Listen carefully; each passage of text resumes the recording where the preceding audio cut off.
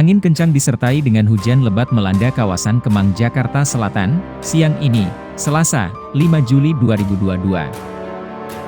Dalam rekaman video tersebut, terlihat bahwa angin kencang yang disertai dengan hujan deras yang melanda kawasan Kemang, telah membuat sejumlah benda berterbangan.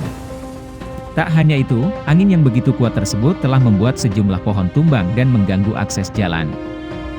Sebelumnya, Badan Meteorologi, Klimatologi, dan Geofisika, BMKG, memperkirakan hujan bakal mengguyur wilayah DKI Jakarta pada Selasa, 5 Juli 2022. Semoga warga Jaksel baik-baik saja ya.